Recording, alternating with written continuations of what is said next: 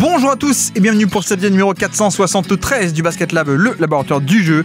Et aujourd'hui, c'est le 16e numéro de notre Top 100, la syllabe, le Top 100 du Basket Lab, Top 100 joueurs NBA 2025 avec aujourd'hui Antoine de Rivers et Basket Session, Antoine Pimel.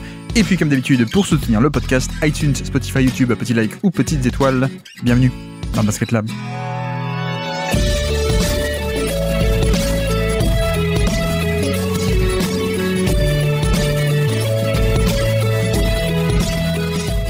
Et donc, on se retrouve aujourd'hui pour le 16e numéro de notre Top 100 joueurs NBA 2025, Top 100 participatif, pardon.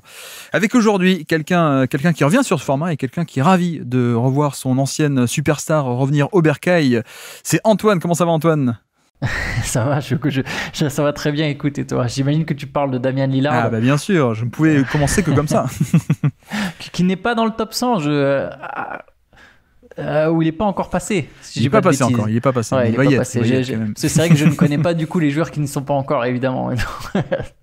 mais écoute, ça va très bien, merci. Parce que fan des Blazers depuis un petit moment, depuis c'est quoi l'époque Brandon Roy, il me semble, tu nous avais dit comme ça. Même Rachid Wallace, plus exactement. Ah oui, vraiment, le début des années 2000, l'équipe de l'an 2000 précisément m'avait bien marqué. Après, ça s'est un peu perdu et c'est revenu en force quand il y avait Damian Lillard. J'aimais beaucoup Damian Lillard, mais je me rends compte, je vais être très honnête avec toi, que je sais pas si on peut me qualifier de basketix, mais je suis pas si attaché que ça aux équipes en fait. Je suis plus sur les joueurs, les histoires, et j'ai l'impression que quand c'est ton métier, au final, tu te retrouves à aimer beaucoup de gens et pas nécessairement avoir forcément une équipe favorite.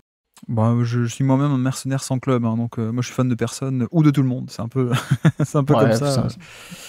Mais des formations professionnelles, tu veux dire. Mais non, mais alors mine de rien, c'est quand même bien. C'est quand même la belle histoire, Lillard côté Blazers, quoi. Parce que au moins dans ce marasme de, il est blessé, il a 33, 34 ans, il se fait couper par les Bucks. Au moins t'as quand même à la fin la belle histoire de, mais il revient à Portland, quoi. C'est quand même cool. Ouais, je trouve ça cool aussi. Je trouve aussi que c'est une belle histoire. Et je me dis que s'il y a un environnement dans lequel au moins il peut essayer de... Parce que son objectif sera évidemment de retrouver son niveau, ce qui me paraît difficile à son âge après une telle blessure. Je me dis qu'à Portland, ça peut être un environnement un peu plus agréable pour dans cette quête-là de retrouver son niveau de jeu. Donc Antoine Pimel, pardon, j'ai pas encore précisé, Antoine Pimel de Basket Session, évidemment, Rivers. Pas mal d'actu d'ailleurs au niveau de votre média, puisque il y a le MOOC, hein, comme d'habitude, qui va sortir bientôt, je crois, le prochain MOOC, et puis toute une histoire de podcast aussi, les CQFR. Tous les jours, t'as assuré un peu cet été, et pour la nouvelle saison, ça va arriver. Mais plein de formats qu'on connaît, des hebdomadaires, etc. Et notamment un nouveau avec Fred, un nouveau podcast de Frédéric Young, pardon. Exactement, ouais, Fred qui lance son podcast sur notre chaîne Basket Session. Fred qui de toute façon fait partie de l'équipe depuis un moment, notamment il écrit dans le MOOC aussi. Et Fred a son podcast qui s'appelle Le Jeu. Donc les 2 premiers épisodes sont déjà sortis. C'est tous les mercredis sur la chaîne Basket Session, les mercredis à 16h et sur toutes les plateformes audio, donc YouTube et les plateformes audio. Et ouais, je vous invite vraiment, si vous êtes fan de basket, à aller écouter Fred parler, parce que c'est généralement passionnant. C'est toujours passionnant. Tu penses qu'il y a une chance qu'il devienne coach des Lakers ou pas ? Parce que Shai nous avait dit c'est un espèce de mind the game français, donc peut-être il y a une chance. Hein. Écoute, s'il arrive à avoir LeBron comme invité, qui sait, peut-être ou peut-être Luka. Maintenant, il faut miser sur Luka si tu veux, après avoir la connexion. Après, j'ai l'impression quand même que JJ Redick a l'air bien installé, mais qui sait ? Pourquoi pas ? Ce serait une belle histoire.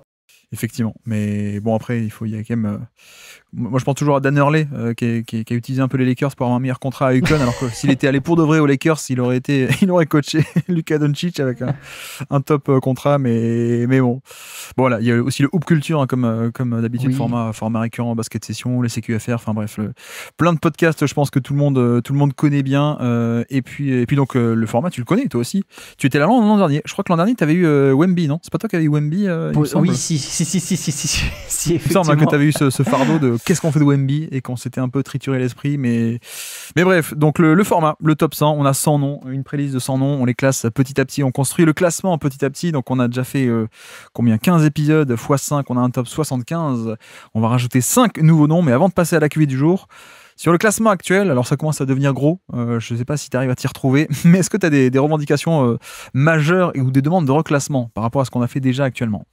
Non, honnêtement, moins par rapport à l'an dernier. Je me souviens justement que l'an dernier, j'avais été un avocat de Kate Cunningham et de Paolo Banchero. C'est vrai. J'avais poussé pour que ce soit un peu plus haut. Là, non, honnêtement, sur ce que je vois, il y a rien où je me suis dit, ah, ça, j'aurais vraiment fait différemment. Après, je sais que t'aimes beaucoup Jaren Jackson Jr.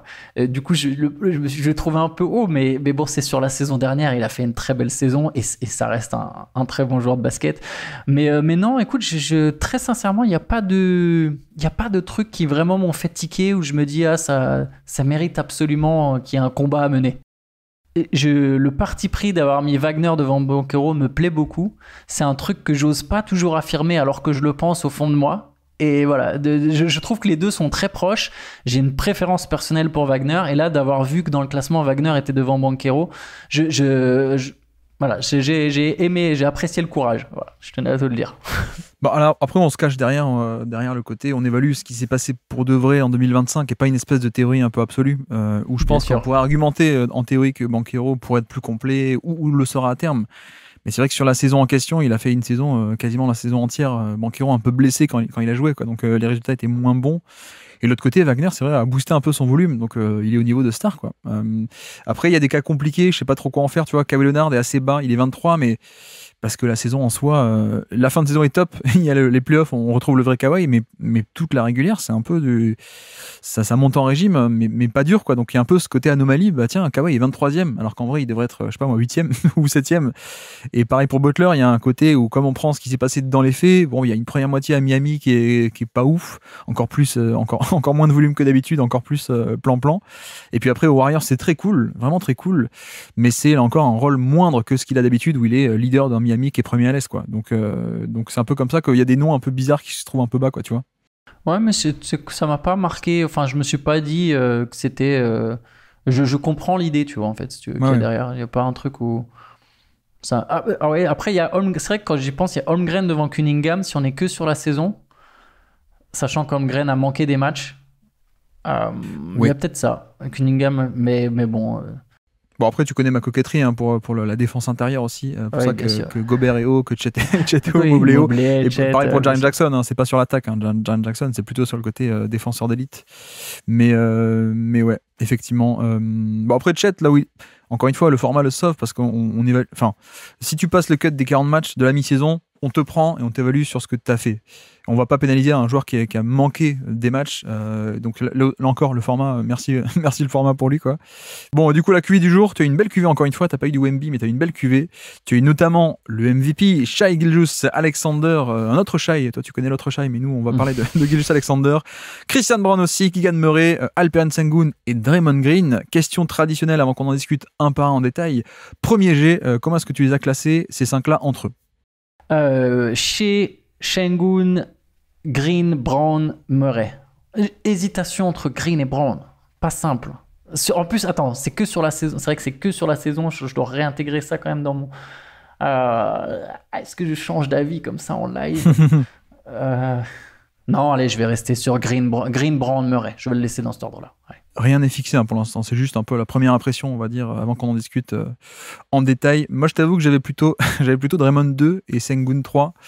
Par rapport à la défense évidemment, mais je pense qu'on va en discuter. Et puis Brown, j'avais aussi Brown devant Murray, même si peut-être pas tout le temps, toutes les saisons, mais sur cette saison je pense que c'est assez après tu me diras c'est proche aussi, mais ok, bah alors on peut en discuter si tu veux, on peut en discuter en détail. Premier joueur du jour si tu veux bien, partant sur Alperen Sengun, je te fais le topo et puis je te lance. Donc 31 minutes par match pour Alperen Sengun, 76 matchs, 19 points, 10 rebonds, 5 passes quasiment de moyenne, c'est pas mal. En termes de usage, on est sur 26% d'usage, donc un bon volume, mais pas encore un volume de méga star, on va dire. Et malheureusement, en termes d'efficacité, on est un peu en dessous de la moyenne, moins 5% relatif à la moyenne, donc c'est un peu le point un peu nuance de son profil. Mais pour te lancer, ça a quand même été un des créateurs d'une équipe d'élite de cette saison. Oui, bah, Sengun, alors je vais être ultra influencé, je vais te le dire tout de suite, j'ai un problème, il va falloir vraiment que je me raisonne que sur la saison écoulée. C'est que Sengun, j'ai eu la chance d'être à l'Eurobasket à Riga, et du coup je l'ai vu de près. Ouais. Sengun jouer, et j'imagine que même dans mon inconscient ça rentre. Sengun, Sur l'efficacité, le manque d'efficacité juste par rapport à la moyenne, pour moi sa plus grosse lacune aujourd'hui en fait. Au-delà, avec même évidemment la défense, mais c'est quand on pense à Şengün, de par les comparaisons avec Jokic qui ne sont pas complètement injustifiées au passage sur certains aspects. Ouais. On a tendance, Jokic, voilà, on se dit il y a le toucher, etc. Tu sais, tu te dis c'est l'intérieur, les moves, dos au panier. Du coup, tu vas avoir un joueur qui est un scoreur d'élite. Je vois pas Şengün comme un scoreur d'élite moi aujourd'hui. Tu vois, parce que justement, il y a ce manque d'efficacité, notamment sur les tirs avec contact près du cercle. J'ai l'impression que Şengün, il a beau être super physique, il a beau avoir un sacré gabarit, dès que tu le touches, le pourcentage baisse terriblement. C'est l'impression que j'ai un peu parfois visuelle et elle se ressent aussi un peu dans les stats. Je crois qu'en playoff, il est quoi, à 45% au tir, quelque chose comme ça. Donc ça, Şengün, c'est quelque chose qui m'aurait pénalisé chez lui. Bah voilà, moi, c'est un des points qui me marque le plus chez Şengün, avec la défense qui est un aspect évident, mais c'est ce côté, dans les limites ou dans les marges, dans les zones de progression, est-ce qu'on a un joueur qui peut être à un moment un scoreur d'élite, élite plus, pour pouvoir être éventuellement une première option totale en NBA. Alors de toute façon, ce ne sera pas son rôle cette saison, mais c'est la prochaine étape, j'ai l'impression. J'ai l'impression que moi, pour passer un step, il y a un peu deux options, et depuis le début, depuis qu'il est rookie, on se pose un peu la question, c'est premièrement le shoot, qui pourrait changer pas mal de choses. Et là où j'en parle avec lui, alors que je le fais pas tous les ans avec Clint Capella ou avec des mecs comme ça, c'est que lui, il y a un toucher de balle qui est fabuleux, donc on se dit, il y aurait les fondations pour un jump shot. C'est pour ça que moi, je surveille un peu ça depuis son année rookie 2022. En l'occurrence, on n'a toujours pas le shoot. Et c'est un peu dommage parce que moi, il me semble que c'est un peu une question de mécanique de tir qui n'est pas encore bien structurée, etc., etc. Et je pense qu'il y a un potentiel, mais pour l'instant, c'est pas encore là. Donc ça, c'est le premier élément qui, à mon avis, pourrait un peu le faire changer de dimension parce que sur du spacing, sur du catch and shoot, mais même sur des pick and pop, tu vois, ça peut être assez dynamique. Sur une espèce de pull-up face au jeu, sur isolation, sur post-up, etc. Donc le shoot, pour l'instant, pas trop là. Et l'autre aspect, c'est justement à quel point il est bon scoreur, comme tu dis, où je pense qu'on ne peut pas encore le mettre là-dedans, cette catégorie de gros scores, sans même aller jusqu'à Jokic, SGA, chapeau 1, mais même, je suis même pas sûr qu'il soit chapeau 2 en termes de ni volume, ni efficacité. Et tu regardes un peu, je m'étais noté, c'est un peu ce que je surveille tous les ans là aussi, mais à quel point est-ce qu'il est bon, notamment sur la création pure. Et donc en vérité, tu vois, en post-up, il est, du coup j'ai perdu la page évidemment, il est à 1,06 je crois points par possession au niveau du post-up, mais grosso modo c'est 60e centile, un peu au-dessus de la moyenne. Ça c'est pour les post-up, et isolation c'est un peu pareil aussi, on est autour de la moyenne, mais c'est pas génial. Donc il y a un peu ce côté où il est utile aux Rockets parce que c'était un des seuls deux créateurs et qu'il vaut mieux donner des ballons à Şengün et à Jalen Green pour créer plutôt qu'à Dillon Brooks ou Terry Eason, on est d'accord. Mais que dans les faits, il y avait un peu ce truc de l'attaque tournait autour de ces mecs-là pour punir des 1 contre 1, punir des mismatchs. C'était bien pour Şengün, mais c'était pas encore élite ou même de niveau All-Star équivalent, quoi. Enfin, il a été élu All-Star, je veux dire, mais c'est pas genre la création de joueurs qui d'habitude sont All-Star tous les ans, quoi, tu vois. Oui, c'est pas Devin Booker, par exemple. Alors, c'est pas le même poste, bien sûr, mais tu vois, t'es pas sur cette tranche de stars qui vont pas forcément être des joueurs qui vont te mener jusqu'au titre en tant que scoreur d'élite, mais où tu sais tu vas avoir régulièrement un apport et une forme d'efficacité. Oui. Et je suis d'accord, je suis entièrement d'accord aussi pour le shoot. Je l'avais pas mentionné parce que j'ai du mal à croire à un Şengün qui mettra un jour des 3 points, mais quelque part, justement, si je reprends l'exemple de Riga, il jouait avec un autre intérieur, mais avec un intérieur fuyant du côté de la Turquie qui est Erkan Osmani. En tout cas, un intérieur qui peut prendre des 3 points. Et Şengün s'est aussi un peu écarté du cercle par moment, mais voilà, c'est le basket FIBA, c'est des distances différentes, c'est des règles différentes, c'est des adversaires différents, c'est tout un contexte différent. Le pick and pop avec des petits shoots à mi-distance en tête de raquette, je pense que c'est une évolution possible et qui va être importante chez lui, je te rejoins. Et après, voilà, c'est comment le toucher qu'il a, comment tu fais pour que dans chaque situation, tu retrouves cette capacité à mettre le panier, et notamment aussi quand il y a des contacts. Il y a tout plein d'aspects pour que Şengün puisse devenir à un moment une espèce de menace à 25 points par match, saison après saison, tu vois.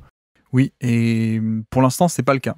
Après, exactement. Il y a la question du spacing peut-être autour de lui aussi, qui facilite peut-être pas l'accès au panier. Tu vois, par exemple, il y a des fois, il y a un pick and roll et plutôt que d'avoir un boulevard pour aller dunker au panier, t'as 3 mecs ou 2 mecs dans la raquette déjà en pré-rotation, quoi. Donc, il est obligé de prendre le flotteur à 4 mètres du panier plutôt que le dunk à 100% de réussite.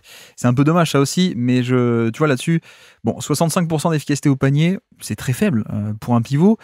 Après, on parle pas d'un pivot qui est un pivot de catch and finish, tu vois. Donc ça me dérange moins parce que c'est pas trop son truc. Mais c'est pour ça que j'insiste d'autant plus sur tout ce qui est un peu isolation et post-up, parce que c'est un peu ça qu'on attend de lui. C'est ces ballons qu'il avait. Et le problème pour moi, c'est que pour l'instant, le passing n'est pas encore totalement déverrouillé. Parce que c'est pas automatique, hein, les prises à deux sur Sengun. C'est même plutôt rare. Parce qu'en fait, tu crains pas tant que ça, le scoring. Donc, en un sens, je m'attends à ce que. Enfin, j'espère qu'un jour, le scoring de Sengun ait plus de poids, soit plus tranchant, que ça vienne un peu mobiliser des défenseurs en plus, donc créer des décalages, que ensuite son passing va pouvoir punir. Parce que ça, on l'a pas encore dit, mais c'est un passeur de génie, je pense, assez assez mais dans les faits, il y a ce côté où son scoring ne déverrouille pas totalement encore les ouvertures, premièrement. Et même deuxièmement, moi je sais pas ce que tu en penses, je suis un peu frustré que Udoka l'utilise pas tant que ça, passeur poste haut, des systèmes en 5-out, etc. Et que finalement c'est presque, il n'y a pas tant que ça en passing comparé au flash de son année rookie ou au sophomore, quoi, tu vois. Alors je te rejoins totalement sur la notion de hub au poste haut. Je pense qu'ils n'auront pas le choix cette saison si on se projette légèrement, parce que Fred VanVleet est blessé et qu'il va falloir assurer la création autrement, et que j'imagine qu'avec sa prise de maturité et le fait qu'il continue de progresser, Sengun, j'ose espérer qu'on aura un peu plus de création par Sengun, d'oser faire passer le jeu par Sengun. Après, je reviens sur ce que tu as dit sur les prises à deux. Je suis entièrement d'accord avec toi. Tu vois, par exemple, c'est la grosse différence avec Jokic, c'est qu'à un moment, Jokic, t'es obligé de faire prise à deux, et du coup, on voit tout le génie de Jokic, et Sengun a une vision du jeu très intéressante. Sur la stat des deux points au panier, je me demande, elle doit être disponible en plus sur NBA.com. J'aimerais vraiment, je reviens encore une fois sur ces histoires de tir avec contact, mais savoir quel est le pourcentage de Sengun au cercle quand il y a un mec vraiment sur lui, tu vois.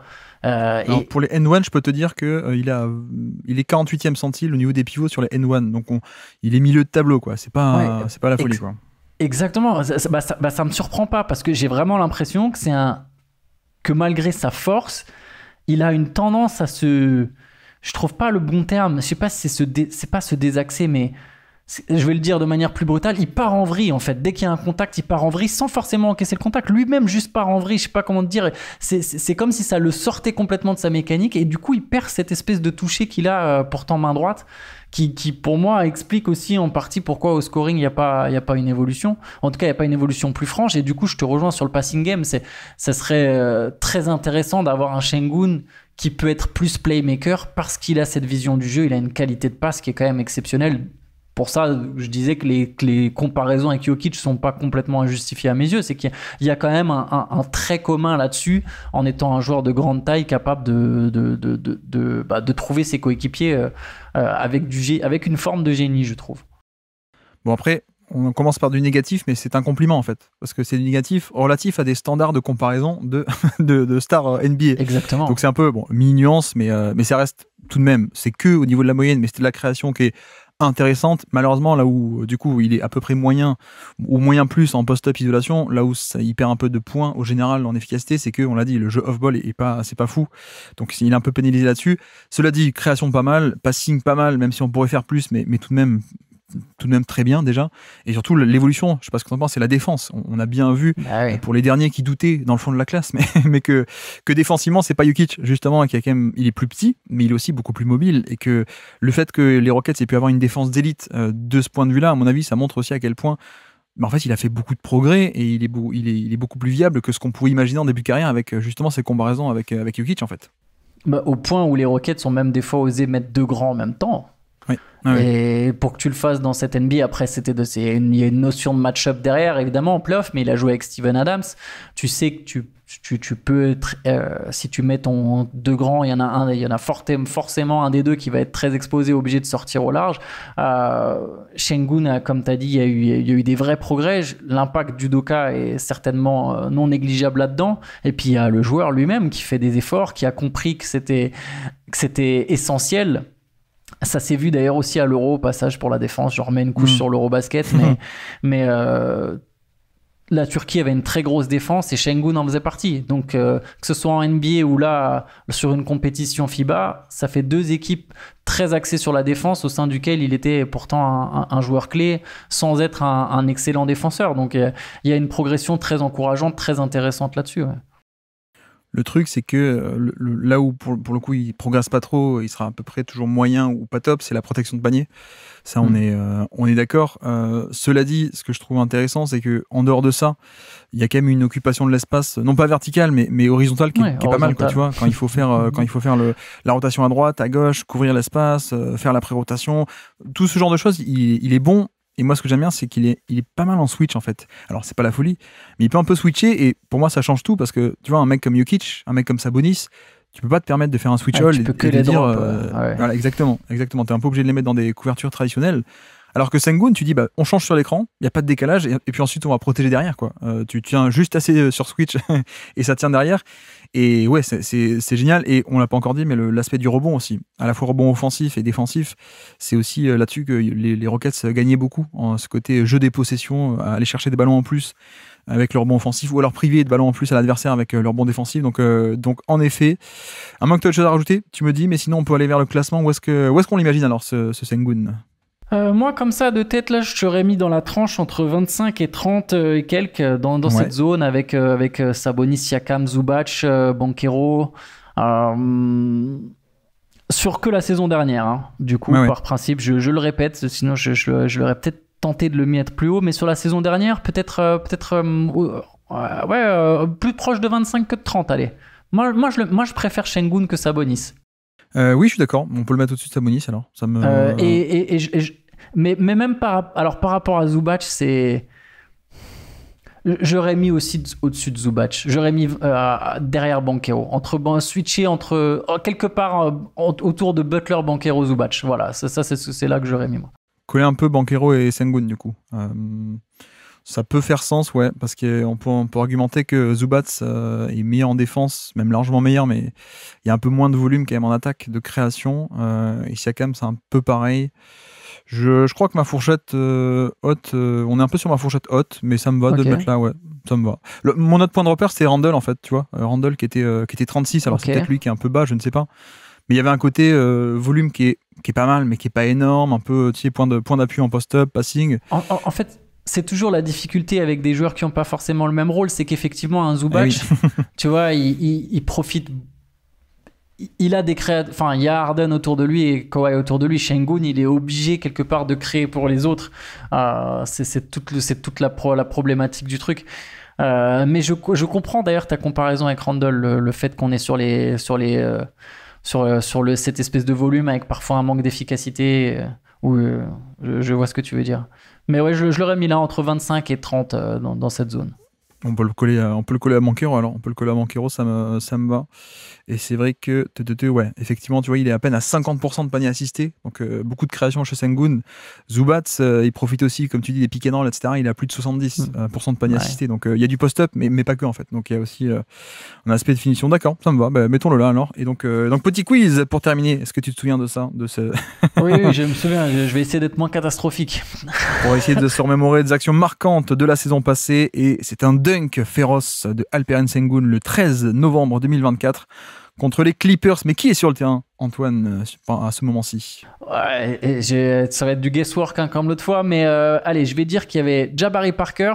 Peut-être était encore dans le 5 majeur. Jabari Parker, il est à Barcelone, non, Jabari Parker? Jabari Parker, pardon, Jabari Smith Jr. Oh là là, non, il n'est pas là sur le terrain, non. Mince, j'aurais pu commencer par des plus simples. C'est classique. Allez, Fred VanVleet. Ouais. Jalen Green. Oui. Dylan Brooks. Oui. Et du coup, si c'est pas Jabari. Si je te dis éloge. Tari Eason. Tari d'éloge, tu vois, tu comprends, c'est ça l'indice totalement nul. Mais... voilà. Et alors, côté Clippers Côté Clippers, alors on est début de saison, donc il y a Ivica Zubac, James Harden. J'ai une mauvaise nouvelle, c'est un garbage time. Terrible. Aïe. Chris Dunn. Alors, il n'y a pas Chris Dunn. Il n'était pas non plus dans le garbage time. Il y a quelqu'un qui est très très fort le matin. Certains l'aiment bien avec un petit sucre. Amir Kofi. Ouais, exactement, Amir Kofi, tout à fait. On a un ancien de Denver. Bones Island. Exactement, Bones Island. Amir Kofi. Attends, faut que je réfléchisse au garbage time des potentiels des Clippers. Quelqu'un qui actuellement est à Brooklyn, mais qui est passé par les Hawks. Terrence Mann. Exactement, Terrence Mann est là. C'est bien. Avec l'aide, je m'en sors un peu mieux quand tu m'aides. Vu qu'on parle des Clippers, c'est Los Angeles. Donc il y a quelqu'un qui le bien nommé à Los Angeles. Ah oui, ok, je vois qui c'est. Oh là là. Oui, donc c'est Kobe, mais. Ce n'est pas un red, ce n'est pas green, ce n'est pas yellow. Ah non, mais tu vois, je partais pas là-dessus. Kobe White. Mais non, qu'est-ce que tu racontes? Il joue au Non, Bulls. Ah non, j'ai Kobe Clintman qui me vient en tête, mais il joue à Détroit, donc. C'était Kobe Brown qui est sur le terrain. Et le dernier, il a le nom d'une bière, mais aussi le nom du plus grand joueur de l'histoire des Pacers. Donc c'est un Miller. Exactement. D'ailleurs, on a parlé de Kobe Brown, mais qui était meilleur que Kobe? C'était. Faut se méfier de ce genre de truc. Je veux pas dire une bêtise. C'était Jordan Miller. Jordan Miller. Ouais. T'as pas de chance, t'es tombé sur un garbage time de l'enfer. Là, c'est.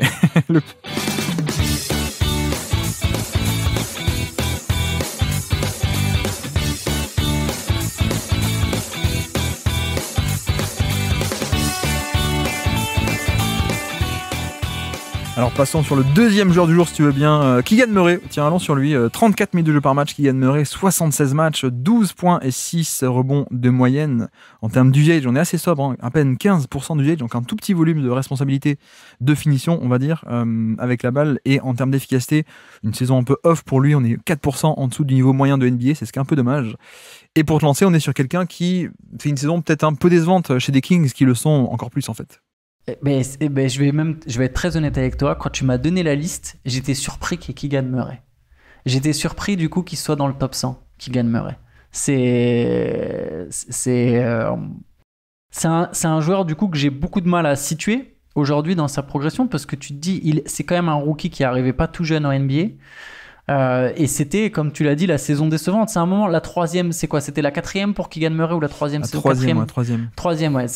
On est normalement sur le moment où tu t'attends à décoller. Alors, il y a évidemment un contexte à Sacramento, mais du coup, un peu de déception sur Keegan Murray. C'est un joueur qui apporte par son tir à 3 points, même si effectivement il y a eu un pourcentage en baisse, où tu sais qu'il y a du rebond. C'est un bon rebondeur quand même. Il y a eu une progression au rebond d'ailleurs. Après, il joue beaucoup de minutes, ça aide, mais il prend du rebond. Il y a un profil intéressant, mais il n'y a pas eu l'ascension que j'espérais chez lui, quoi. Et alors, on parle même pas du jeu avec ballon, là. Je pense que c'est... Ouais. Je pense que c'est même plus la priorité aujourd'hui, de toute façon, chez Keegan Murray. C'est déjà comment exceller dans son rôle. Et j'ai l'impression que même dans son rôle, il y a encore une vraie marge de progression, moi, personnellement. Bah, c'est vrai qu'il est encore à 80% de panier assisté. Donc là, comme tu dis, le projet on-ball... Après, il n'a jamais vraiment été là, le projet on-ball, mais pour le coup, l'intérêt du profil, c'était d'un espèce de role-player génial d'entrée de jeu, quoi. Tu le draftes un peu plus tard, mais il est déjà prêt. C'était un peu l'idée, défense et 3 points. Et c'est peut-être là, ça la différence principale, c'est qu'actuellement, le 3 points ne rentre pas. Et saison rookie, il était très bon, notamment là-dessus sur le shoot. Il débarque, il défend sur Stephen Curry, navigation d'écran, tout. On se dit, ah, très cool. Un peu, pas hyper costaud, mais assez longiligne, assez mobile, etc. Donc ça, c'est cool. Et puis, 42% à 3 points, comme 41, je sais plus. Et on s'est dit, ah ouais, en fait, si on a ça en carrière, c'est très cool. Bon, on se doutait que c'était peut-être une légère surchauffe, mais vu la draft et vu ce qu'on connaissait de lui à la fac, on s'est dit, c'est un bon shooter, ça va être un bon shooter, voilà. Le problème, c'est que ça fait 2 ans qu'on est à 35, quoi. 34-35% à 3 points. Et je sais pas si c'est une sous-chauffe depuis 2 ans ou si c'est juste son niveau qui est à ce point un peu décevant. Mais je sais pas ce que t'en penses, mais sur un 3&D, finalement, quelques pourcents d'écart, ça fait quand même des paliers de niveau d'écart, ça change un peu tout, quoi. Bah bien sûr, surtout que c'est pas un mec qui prend des 3 points en sortie de dribble en fait. Parce que si t'es à 34%, mais que tes 3 points, c'est des tentatives en sortie de dribble, que t'as cette capacité, bon, ça va être un peu plus communément accepté. Là, Keegan Murray, c'est beaucoup de spot-up. Et en tant que spot-up shooter, je pense qu'effectivement, il vaut mieux que tu sois plus à 37-38 dans son rôle qu'à 34-35. Enfin, au-delà du fait que le pourcent, ou même... je prends un écart plus minime, je pense que même entre 34 et 36, il y a une vraie grosse différence, plus grande que ce que les 2 points peuvent laisser penser, les 2 points entre 34 et 36. Donc c'est effectivement la déception. Sur le jeu avec ballon, t'as raison. Bien sûr, on s'est pas dit que ça serait un mec qui aurait la balle entre les mains, mais quand t'as un joueur qui arrive très fort, jeune, même si évidemment pas rookie de 19 ans, mais qui arrive, ça reste un joueur jeune, il arrive en NBA à 22 ans, tu vois, tu restes jeune à l'échelle de la ligue, tu t'es tout de suite fort dans ton rôle, on se dit, bah tiens, l'évolution, il y a le rêve de cette évolution potentielle, de se dire peut-être, ah bah tiens, si ça c'est verrouillé, derrière, qu'est-ce qu'on peut ajouter balle en main? Est-ce que tu peux avoir un joueur à la Mikal Bridges? Qu'est-ce qui se passe derrière, tu vois? Même Mikal Bridges, aujourd'hui, c'est encore un peu des fois le fantasme, tu vois, de se dire qu'est-ce qui se passe balle en main. Et Keegan Murray, j'ai l'impression que ça a déjà disparu. On est 3 saisons plus tard, tu te dis déjà, bah non, c'est bon, c'est même plus, on va laisser ça de côté, essayons de perfectionner ce qu'il y a à perfectionner. Et c'est vrai que le tir à 3 points va être un nerf de la guerre. Comme tu as dit, 3&D, bah, il y a 3 dedans, quoi. Faut mettre ces 3 points. Bah, je te rejoins que, bon, il n'y a jamais eu le rêve qui se développe en tant que gros driver, etc. Mais j'aime bien un peu le modèle OG Anunoby ou Mikal Bridges, que, comme tu as dit, c'est-à-dire un créateur un peu tertiaire, quoi, qui est un peu finisseur, mais parfois le petit post-up, la petite isolation face à un mismatch, etc. Et c'est vrai qu'il y a l'impression qu'il n'y a pas trop ça. De l'autre côté, il y a l'aspect de, au final, tu vois, il y avait DeRozan qui s'est rajouté à Fox et Sabonis. Tu dis, Malik Monk aussi était par là. Tu te dis, est-ce que c'est pas lui qui est un peu le plus pâti de ce côté? Il n'y a pas de ballon, quoi. Il n'y a juste pas de ballon parce que DeRozan, il arrive, il prend tout. Mais de l'autre côté, tu peux te dire aussi, bah justement, c'est peut-être la saison où il fallait briller un peu sur le côté off-ball et finition, et ça n'a pas trop été le cas. Donc c'est un peu décevant. Mais cela dit, bon, on ne parle pas non plus d'une méga inefficacité, et il est quand même un peu respecté à 3 points. Je veux dire, c'est un shooter qui est un peu respecté. Donc ça va, c'est juste qu'il ne l'aimait pas, mais voilà, on ne parle pas d'un non-shooter non plus, quoi, tu vois, où il y a quand même un peu cette présence sur les défenses. Il y a un peu de shoot en mouvement aussi par moment, alors un peu en mouvement, je veux dire, en sortie d'écran, hein, pas avec le ballon forcément plus. Bien sûr, sortie de curl ou des... C'est ça, voilà, exactement. Et ça, c'est sympa. Mais ce qui me dérange un peu, c'est qu'il n'y a pas le côté, si tu fermes agressivement sur lui, il n'y a pas une explosivité pour aller au panier de manière assez. Pour punir, en fait. Donc, ça, c'est un peu dommage. Et après, la défense, je dois dire que c'est peut-être un des seuls de l'effectif des Kings qui est quand même plutôt pas mal en défense, quoi. Et pourtant, je suis pas très fan de sa défense off-ball, où je pense qu'il est pas. Il est pas génial, genre protection de panier, etc. Je pense qu'il est un peu plus neutre que ce qu'on pense en off-ball. Mais tu vois, si on avait 4 Keegan Murray plutôt qu'un seul, je pense qu'on arriverait un peu à compenser les faiblesses défensives d'un mec comme Sabonis, quoi. Donc j'avoue que pour moi, il passe un peu le cut de la playlist par rapport à cet aspect défensif de on-ball et aussi un peu off-ball sur au moins le côté neutre, positif de je fais pas des actions de folie, mais je suis en bonne position, je fais la rotation, etc., quoi. Oui, bien sûr. Non, mais tu as raison. L'aspect défensif est à prendre en compte. C'est un joueur qui va avoir la capacité à rester, notamment quand on parle de défense on-ball, qui va être capable de tenir certains de ses duels. Et tu l'as dit, à Sacramento, c'est pas le point fort quand même. Ouais.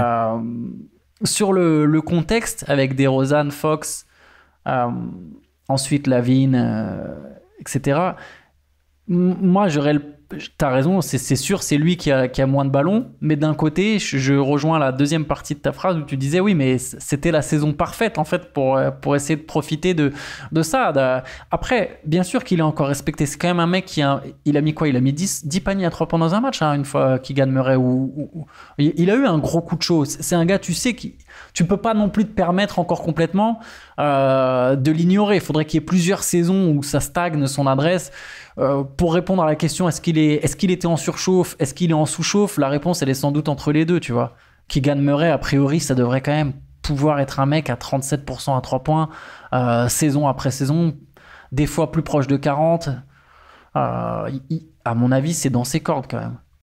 Oui, c'est un peu d'ailleurs ce qu'on avait à la fac, hein. Je crois qu'à la fac, on est sur du 37-38 sur pas mal de tentatives, donc ouais, c'est un peu l'idée. Mais alors, niveau classement, bon, on n'a pas dit, il n'y a pas de passing non plus, pas trop de création balle en main, mais ça, c'est un peu évident. Ouais. Niveau classement, je t'avoue que j'avais des points de repère de type. Tu vois, je vois un mec comme Harrison Barnes, pour moi, c'est le point à pas dépasser parce que Barnes fait la même saison, mais en bien, quoi, en mettant les tirs, etc. Donc, soit Barnes, soit sinon, je vois aussi un Wiggins qui est plus bas, qui fait aussi une saison pas top. Ça m'irait bien de les coller pas loin, quoi. Bah, du coup, moi, alors pour la partie plutôt classement, j'aurais effectivement collé vers Wiggins. J'aime bien le fait que tu parles de Barnes, parce que ça doit être le modèle en fait aujourd'hui pour Keegan Murray. C'est de se dire, est-ce que moi je peux devenir un Harrison Barnes en NBA? Est-ce que je peux avoir ce rôle-là où je vais être un... Parce que la défense, encore une fois, bien sûr, c'est quand même très important. Si tu as un Keegan Murray dans ton équipe, tu sais que déjà au moins tu as un joueur qui qui va pas être un point faible en défense, un point faible exploitable, et même mieux que ça, va être un défenseur plus que correct. Donc si tu rajoutes le profil à la Harrison Barnes, s'il arrive à gagner en régularité là-dedans, c'est un bon modèle pour lui. Donc je le mettrai évidemment pas aussi haut qu'Harrison Barnes. Je serais sur Wiggins, qui a eu une saison décevante dans un rôle différent, ou même PG Washington, mais PG Washington, lui, c'est surtout sur la saison d'avant où il est très intéressant sur son passage à Dallas. Je l'aurais mis là, entre Wiggins et Washington, voire même entre Washington et Klay Thompson, mais je l'aurais mis dans le même range que toi, ouais, autour de 70, donc en fin de classement, j'imagine, au bout du compte. Ouais. Très bien. Eh bien, faisons comme ça. Alors, on peut faire comme ça. C'est vrai que Barnes, pour moi, il y a un côté défense un peu plus gros, tu vois, un peu plus on-ball, un peu plus gros, poste 4 limite. Mais Barnes, tu vois, cette saison, il met 43% de ses 3 points, quoi. Donc t'as un côté, c'est le 3&D qui marche bien. Alors que Kyren Murray, on a dit, il manque un poste 3 points, malheureusement. Mais ok, très bien, faisons comme ça. Et donc, petit quiz pour terminer, nous sommes le 24 février. Et c'est un dunk mémorable, légendaire contre les Charlotte Hornets. Tout le monde s'en souvient. Mais qui est sur le terrain au moment de ce dunk de Keegan Murray contre les Hornets? Alors, je vais tenter DeMar DeRozan. Oui, exactement. Keon Ellis, allez, on commence non, par du plus simple. Keon Ellis, ok, il n'y a pas Keon Ellis. Ok. Zach LaVine. Exactement. Domantas Sabonis. Ouais. Et alors, du coup, Malik Monk. Exactement. J'allais dire, il faut que tu penses aux photos de Wemby cet été, tu sais, en Malik Monk. Et alors, du côté des Hornets, c'est plus dur, 24 février, qui était blessé à ce moment-là. Ouais, post-trade deadline. Je vais rester Miles Bridges. Exactement, ouais. La grande question, c'est de savoir est-ce que Lamelo était blessé ou pas. Il est là. Il est là, ok, bon, Lamelo Ball est là. Du coup, il n'y a pas Vasilije Micic, vu que Lamelo est sur le terrain, j'imagine que Micic n'est pas là. Non. Derrière, c'est... Il y a du Bosnien. Ouais, Grant Williams. Non, je pensais à un Bosnien de Bosnie. Ah, un Bosnien. Oui, c'est bostonien, les habitants de Boston. Non, mais du coup, c'est pas bosnien, effectivement, mais quand tu m'as dit bosnien, un joueur bosnien, Yusuf Nurkic, effectivement. Nurkic était là. Ouais. La grande époque de Charlotte, Nurkic sur le terrain. Alors, attends, on a Bridges, Lamelo, Nurkic. Treman est blessé normalement à ce stade de la saison. Oui, il est blessé depuis novembre, je crois. Il y a un Français. Il a commencé fort. Donc il y a Tidjane Salin. Exactement, Tidjane Salin est là. Et vu que s'il y a Nurkic, il n'y a pas Diabaté. Et alors le... Et le dernier, vu que tu fais les CQFR, je pense que tu es à jour. Il s'est fait couper par Charlotte il n'y a pas longtemps. Nick Smith Jr. Exactement, tu vois, c'est là qu'on voit les mecs qui font de la quotidienne d'actu. ils sont à jour. Ouais, en plus, c'est vraiment pas le premier nom que j'aurais dit si tu m'avais pas donné l'indice. J'aurais mis du temps sur les postes 2. Wow.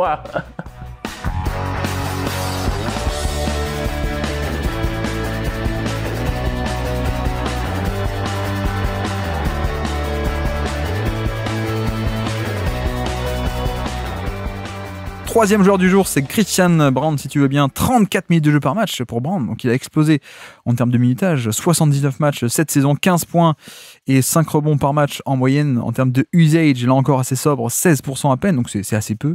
Mais plus 15% d'efficacité relatif à la moyenne. On a une méga saison d'efficacité pour lui, donc ça c'est quand même assez cool.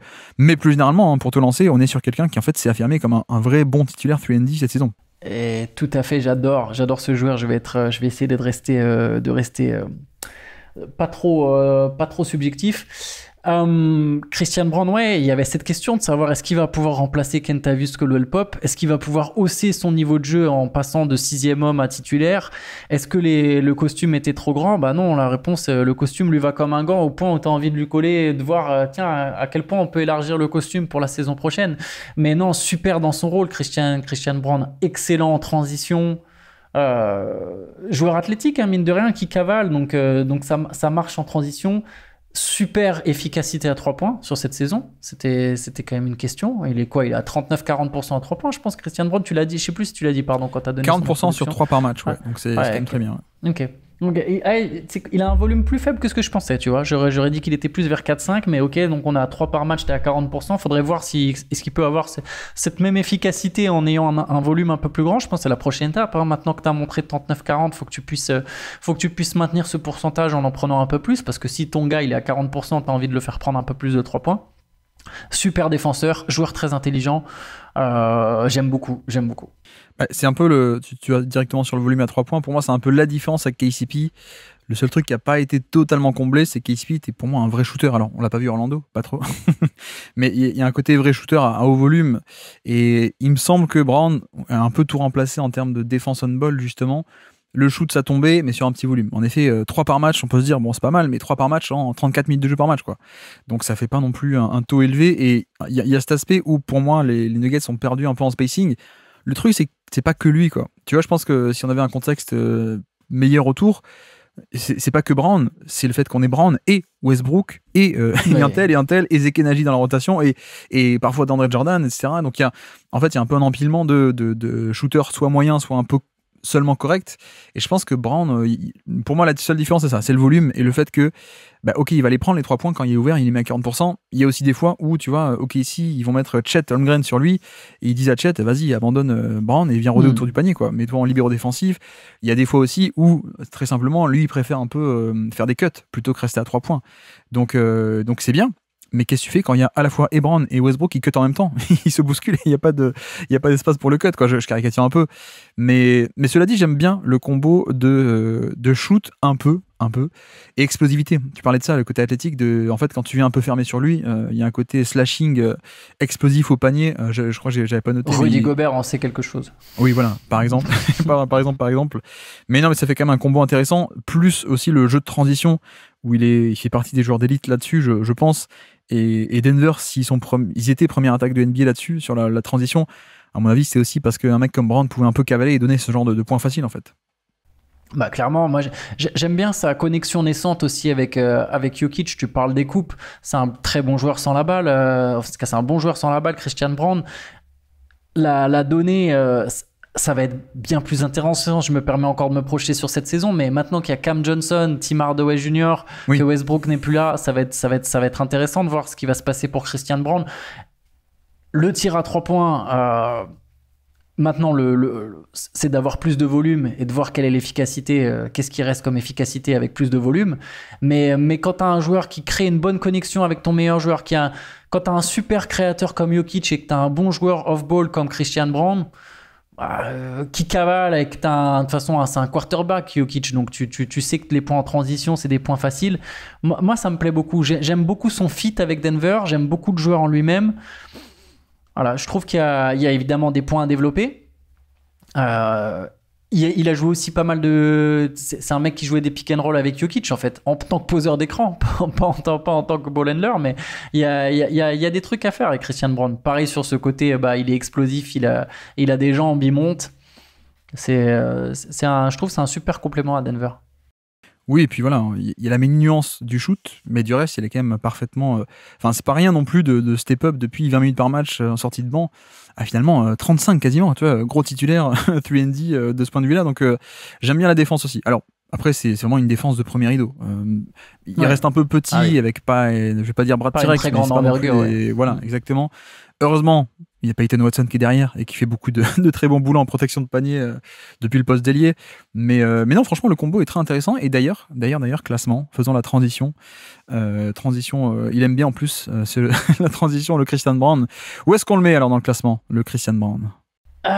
C'est là où je l'aurais peut-être plus haut que toi, on verra, tu me diras à quoi tu pensais. Moi, je l'ai autour de la 50e place, là. Dans ce lot où tu as Jaden McDaniels, Josh Hart, Lou Dort, ces profils-là, c'est là que moi je l'aurais mis quelque part dans cette zone.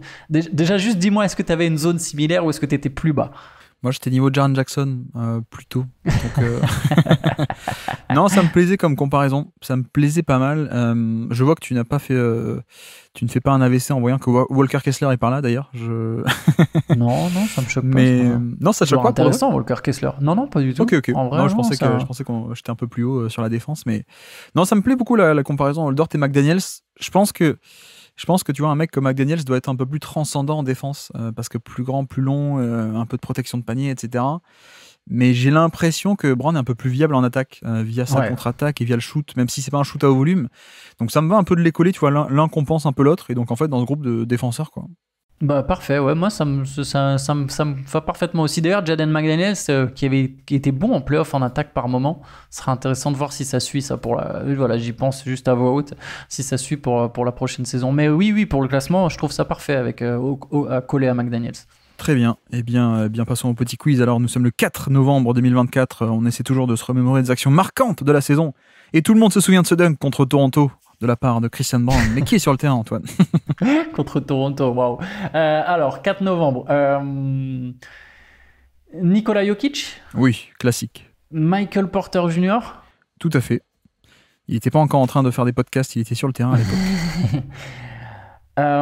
Russell Westbrook. Exactement. Et c'est là où j'hésite entre Gordon et Watson. Je vais dire Gordon. Non, c'est élémentaire. Donc, Watson, ouais. cher Watson, J'ai hésité entre tout à les deux, fait. bien sûr, c'était le deuxième. bon, ça c'était facile. Et maintenant, les Ouais, à Raptors. Toronto. Scotty Barnes. Scotty Barnes n'est pas sur le terrain, non. C'est un peu le banc, je Il a crois. C'est un peu le commencé banc à ce blessé. moment-ci. Ok, c'est le banc. Ok, je sais pas s'il a commencé blessé. Je me souviens plus si Barnes a commencé la saison blessé. Je vais quand même tenter un potentiel titulaire. Emmanuel Quickley. Non. Non, donc c'est vraiment le banc. Ouais, ok. Alors, il y a quelqu'un, si tu pouvais le trouver avant que j'ai à faire un jeu de mots là-dessus, ça m'arrangerait. RJ Barrett. Alors, non. Je pensais Ok. à un mec où, si ça part en jeu de mots, ça va peut-être être. Ah, ok. Grady Dick. Merci. Voilà. Ok, donc attends, il y a Grady Dick. Jakob Poeltl, non, tu me dis c'est le banc. Oui, Ça- non, ça- Jakob ça- Poeltl, ouais, il est là. Ok, Il est là. il est là, ouais, c'est toujours ça. Donc Poeltl, Grady Dick. On a un top défenseur qui a été échangé contre PJ Tucker. Est-ce que ça te parle, ça? Et il a été re-signé dans sa nouvelle équipe où il était devenu un bon shooter à 3 points d'un coup. Un ancien des. Ah, oui, je sais. Davion Mitchell. Exactement, Davion Mitchell. On a quelqu'un, c'est mon fils, Ma bataille. Battle, Jérôme Battle. Jamison Battle, tout à fait. Jamison, oui, Exactement. Jérôme, putain, pardon. Et le dernier, les auditeurs avaient beaucoup aimé Ça lui va bien, Jérôme Battle, par contre. Le dernier, les auditeurs ont beaucoup aimé cet indice, donc je te le refais. Comment est-ce que Shai Gilgeous-Alexander, s'il se balade sur la Canebière, comment est-ce qu'on l'appelle sur le Vieux-Port? Ouah, On l'interpelle. S'il se fait interpeller, comment il se fait interpeller, le MVP 2025? non, je peux pas. J'y arriverai pas. Il est à Kansas avec Brown, justement. Drafté par les Cavs, mais ensuite envoyé du côté du Jazz et puis de Toronto. Je suis mauvais. Je l'ai pas comme ça. Eh bien, c'était, pour te reprendre l'indice, c'était Ochai Agbaji. Ah Voilà. oui. Le j'aurais MVP pu sur le l'avoir. Vieux-Port, on En fait, l'interpelle je suis comme mauvais. ça. Ochai Agbaji. Ouais. C'est honteux, hein, c'est honteux. Non, mais je sais pas me lancer dans la blague. Mais une fois que je l'ai, c'est drôle. Mais j'aurais pu le trouver en plus, ça. Bah, j'ai pas fait d'effort.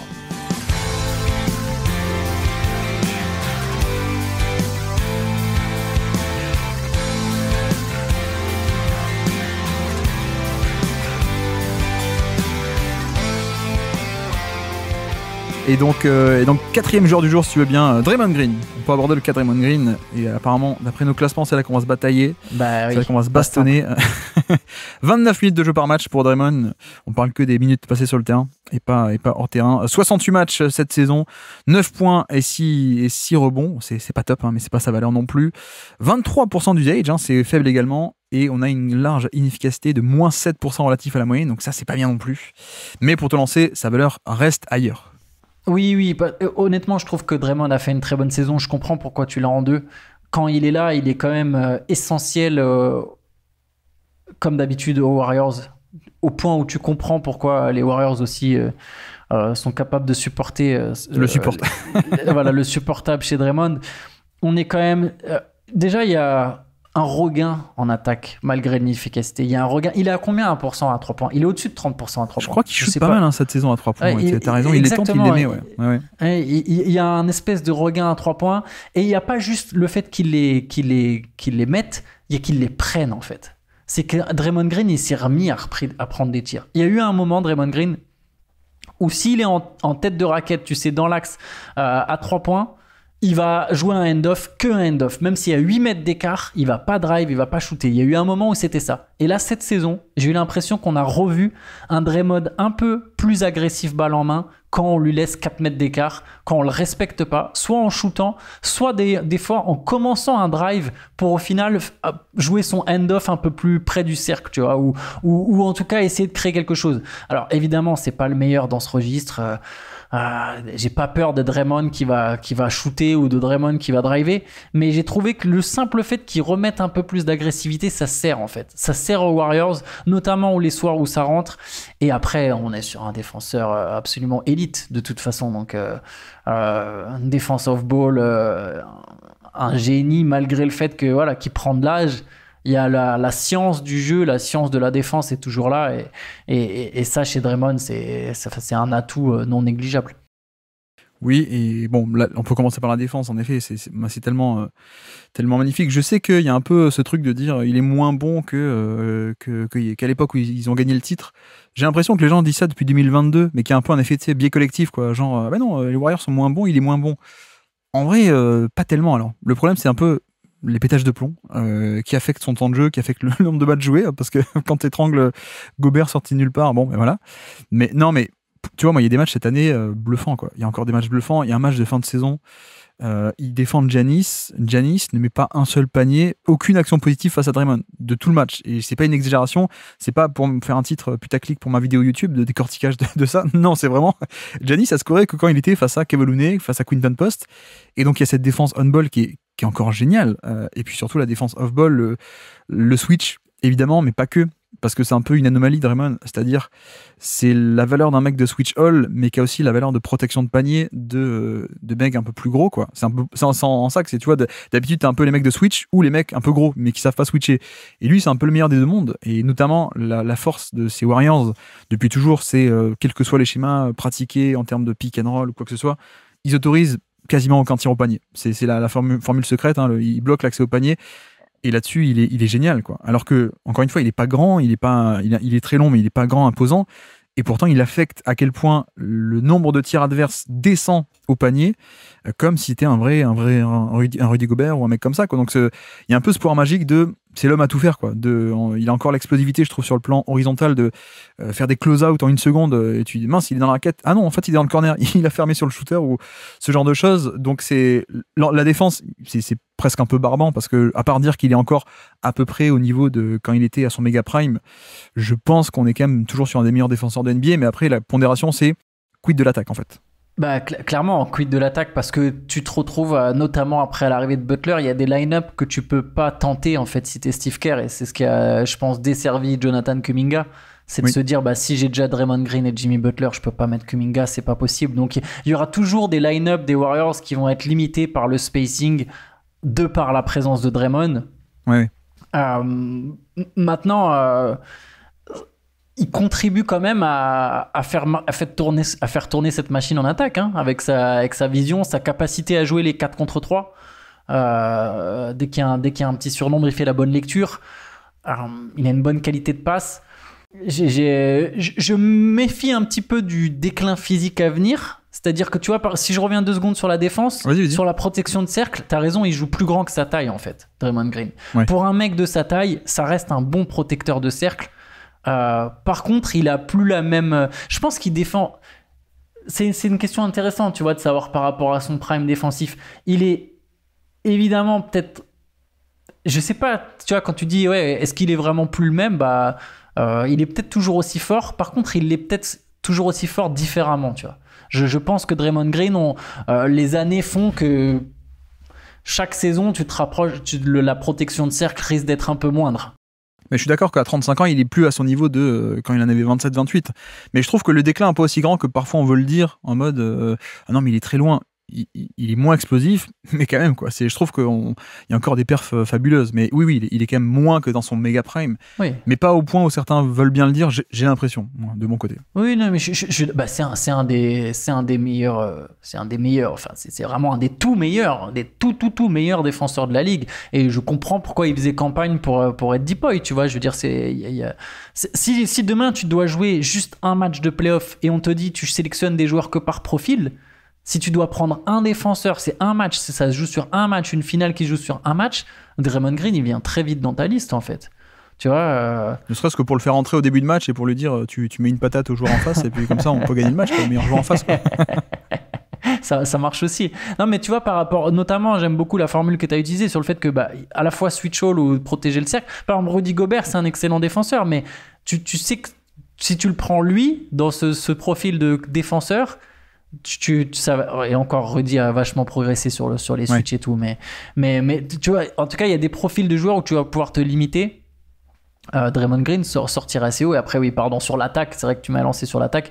L'attaque, c'est une limite. Même si moi, comme je te le dis, je trouvais qu'il y a eu un regain d'agressivité. Même si j'imagine qu'au niveau des pourcentages, tu m'as dit c'est quoi? C'est moins 7 par rapport à la moyenne, c'est-à-dire que les pourcentages doivent être cata. Alors c'est pas efficace, mais tu vois, pour le coup, je trouve que c'est moins grave pour un mec comme ça qui prend très peu de tirs, en fait. Oui. Moi, ça me dérange, un mec pas efficace du tout quand il a 30% d'usage, plein de ballons, et qu'en fait, du coup, il y a plein de valeurs qui fuient, parce que le négatif est multiplié par plein de trucs. Pour un mec comme ça, finalement, alors c'est dommage, mais je veux dire, le scoring, presque on s'en fout, et la valeur offensive, c'est que justement, il score pas. Presque. Alors, il y a des fois ça coince quand t'as un pick and roll et qu'on le force à scorer ou quand il est dans le 3 points et qu'on le force à shooter. Je dis pas qu'il n'y a pas de valeur négative parfois, mais c'est juste que je te rejoins sur l'aspect aussi de passing et qu'en fait, là où c'est parfait et il n'aurait pas eu cette carrière et ce niveau de jeu peut-être ailleurs qu'à Golden State, il y a l'anomalie un peu Stephen Curry qui est une méga star, qui est off-ball pas mal de temps, mais tu vois, moi, il n'y a pas qu'un côté, oui, t'es chanceux parce que t'es à côté de Curry. Il y a aussi l'aspect de, en fait, tous les intérieurs non plus n'auraient pas pu jouer aussi bien à côté de Curry. Le servir, le passing. Parce qu'en termes de passing, je pense qu'il est un peu sous-estimé. En termes de la précision de passe, comment placer le ballon, à quel angle, etc. En fait, c'est un peu un meneur pass first, un gestionnaire dans l'âme, quoi. Tu vois, qui a un peu les automatismes d'un vieux, genre André Miller, quoi. Tu vois, comment placer le ballon pour servir le poste bas, que ce genre de choses. Et t'as raison qu'en fait, en lui donnant pas mal la balle, tu vas un peu atténuer sa valeur de non-spacing, en un sens. Donc ça, c'est aussi pas mal de gommer la faiblesse de Draymond en lui disant, t'es dans le périmètre, t'as la balle, ton mec, il te défend plutôt que t'abandonner à 10 mètres, quoi. Mais je te rejoins complètement, et c'est là où l'association des deux, en fait, chacun, je pense que Draymond et Steph, alors évidemment l'un plus que l'autre, mais se nourrissent l'un l'autre. Oui. Parce que, pareil, Steph, quand il a pas la balle, le danger qu'il représente est immense. Et le fait d'avoir en Draymond Green un joueur à qui tu peux passer la balle, c'est un bonus énorme. Et comme tu as dit, quand il a la balle, tu te poses un peu moins la question du spacing. Je vais faire de la pub, je suis désolé pour le MOOC, mais dans le MOOC Playmaker, qu'on fait sur Reverse, on a posé à des gens la question de savoir c'est qui en fait le meilleur playmaker des Warriors. Est-ce que c'est Stephen Curry ou est-ce que c'est Draymond Green? Au-delà de la réponse à la question, tu vois, le simple fait, je pense qu'on puisse se poser la question, après certains diront non, mais c'est pourquoi se poser la question? Moi je trouve qu'on peut se poser la question. Le fait qu'on puisse se poser la question en dit long sur les capacités de playmaker de Draymond Green. Il y a beaucoup de choses à Golden State qui tournent. Alors, évidemment, l'élément central du système, c'est Curry, mais la qualité de passe, la vision du jeu de Draymond, même sa capacité à jouer des hand-off, geste aussi simple que ça, mais il y a beaucoup de choses chez lui qui font qu'il apporte aussi quelque chose en attaque. Oui, je suis d'accord. Et alors, avec tout ça, où est-ce qu'on l'imagine dans ce classement alors? En parlant, ça me fait c'est vrai que je l'ai mis derrière Şengün, mais Şengün, voilà, je te le redis, forcément une petite influence sur la saison à venir aussi avec Şengün, en fait, au moment où je fais mon classement. Mais là, si on reste sur l'année 2025, je pense qu'on est dans la même tranche que Şengün. Est-ce que c'est une manière de couper la poire en deux? Tu l'avais devant. On peut couper la poire en deux comme ça. On peut couper, effectivement. Mais tu vois, entre 25-30, dans cette même zone...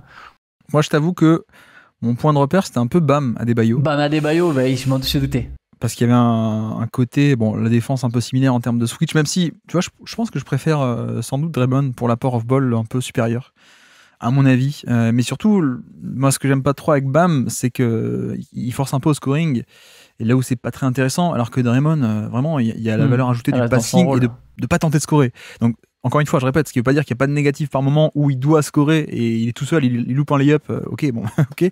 Mais tu vois, je rapproche un peu les deux parce que je me dis, au final, Bam a plus de scoring, mais le scoring qui est sympathique, mais avec aussi pas parfait. Et donc, j'aurais bien rapproché les deux. Mais non, mais on peut trancher la poire en deux et le mettre... Après, ça se tient, mais du coup, ça veut dire que tu as Draymond devant Jimmy Butler. Après, oui, je sais que Jimmy Butler est impacté par sa saison. C'est ça, ouais. Par sa saison. Parce que si on prend sur l'échantillon Golden State, Non, même pas juste. J'aurais mis Butler devant. En fait, c'est là le truc, c'est que je comprends pourquoi tu rapproches de Bam. Pour moi, ça a du sens. Mais toi, t'aurais pas mis Bam aussi haut, en fait, peut-être? Non. C'est peut-être ça, c'est exactement ça. C'est peut-être ça, en fait. C'est peut-être ça.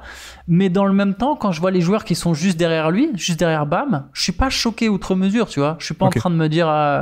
Donc je comprends aussi la place de Bam. De toute façon, c'est toute la difficulté de ces mecs-là qui ont des rôles différents, des postes différents. Et c'est plus simple de comparer Green à Adebayo que de comparer Green à Banchero, finalement, tu vois.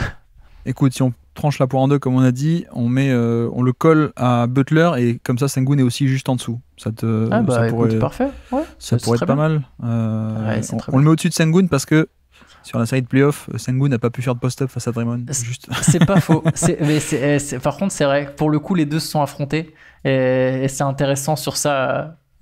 C'est l'équipe de Draymond Green qui est passée, quoi. Après, j'ai quand même envie de le faire descendre de 30 places juste pour qu'il arrête les podcasts. Et pourtant, tu vois, je suis son premier défenseur de la valeur sportive, mais juste. Mais ce qui m'énerve, c'est quand je sais qu'il sait mieux, en fait. Tu vois, c'est un des mecs les plus intelligents de l'histoire en termes de défense. Donc, quand il va sur les plateaux ou dans son podcast raconter des âneries juste pour faire du clic, je me dis, mais non, enfin. Donc, tu vois, j'ai presque envie de le saquer, là. Tu vois, si tu me laisses faire. Il travaille, il prépare son après-carrière. Exactement. Il a bien compris comment ça marchait pour être engagé dans un média. Exactement. Tout à fait. Mais bref, petit quiz pour terminer. Nous sommes le 9 janvier 2025. Là encore, une action marquante. C'est un contre spectaculaire contre les Detroit Pistons, le 9 janvier. Mais qui est sur le terrain, alors? Alors, 9 janvier, Jimmy Butler, il est tradé un peu après, si je dis pas de bêtises. Il n'est pas encore là, ouais. Exactement. Donc, il doit y avoir Stephen Curry. Oui. Moses Moody. Il n'y a pas Moses Moody. Non, parce que Moody a commencé à jouer quand il y avait Butler, parce qu'il fallait du shoot, mais avant il jouait pas. Ah, bah oui, c'est vrai, avant il jouait pas. Donc, alors, Andrew Wiggins. Il n'y a pas Wiggins, non. Oh là là, terrible. Brandon Podziemski, je vais faire tous les effectifs. Pas non plus. Il y a un pivot qui a un peu perdu sa place, un pivot dans cette rotation. Jackson Davis. Exactement, la bonne surprise de l'année passée. C'était mon prochain. Donc, mais pas cette vraiment, saison. on était en 4. On a un bon pote. En anglais. Buddy Hield, tout à fait, le Buddy Hield. Parce qu'il fallait du spacing si tu fais jouer Jackson Davis et Green. Donc, il y avait Exactement. Hield, il y avait Curry. Et après, il y avait un intérimaire. Ah bah... Oh, je pense qu'il n'a pas acheté de maison, Golden State. Il est arrivé, il est reparti, donc il a juste loué une chambre d'hôtel, je pense. Attends, mais est-ce que c'est Non, parce que DeAnthony Melton est déjà blessé. Non, justement, c'est un mec qu'on fait venir quand Melton se blesse, mais il n'a pas fini non plus la saison aux Warriors. C'est un Européen ? Ouais, champion du monde, champion d'Europe. C'est Dennis Schroeder. Exactement. J'avais un doute si Schroeder c'était cette année-là qu'il avait joué aux Warriors. Et tu sais quoi, il a tellement bougé. Quand tu m'as dit il a fini à Détroit, j'ai pensé à Schroeder, tu vois. Mais ça me semblait tellement loin son époque Warriors que j'aurais pas parié sur le fait que c'était la saison dernière. Et l'autre côté alors Alors, Jalen Duren. Oui, tout à fait. Cade Cunningham. Ouais. Tobias Harris. Oui, facile. Je pense que... Alors, je vais dire Ozar Thompson. Oui, ça marche. Je pense que Jaden Ivey est blessé déjà. Oui. Ok, donc c'est pas... Donc Malik Beasley. Exactement. T'es sûr ? Okay. Tu mises sur Beasley ? T'es prêt à parier ? Ouais, je suis prêt à parier avec Beasley.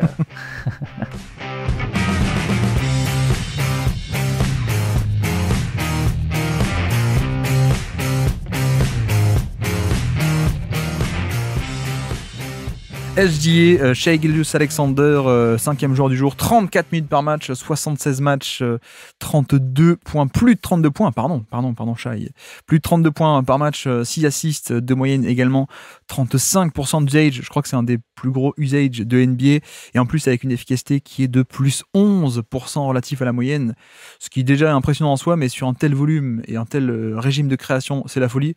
Bon, comment te lancer à part que c'est le MVP en fait ? Ouais, c'est le MVP, l'efficacité, c'est vraiment le mot-clé avec Shai, c'est que c'est fou, sachant qu'il a augmenté son volume à 3 points d'une saison sur l'autre. D'être aussi efficace en prenant de plus en plus de tirs à 3 points, non, c'est spectaculaire et c'est pas par hasard qu'il a été élu MVP. Je pense que c'est une saison pour un arrière qui est... Je ne veux pas employer le mot historique parce qu'on le saura un peu dans tous les sens, mais t'es dans les saisons marquantes chez les arrières, en tout cas ces dernières années, c'est sûr.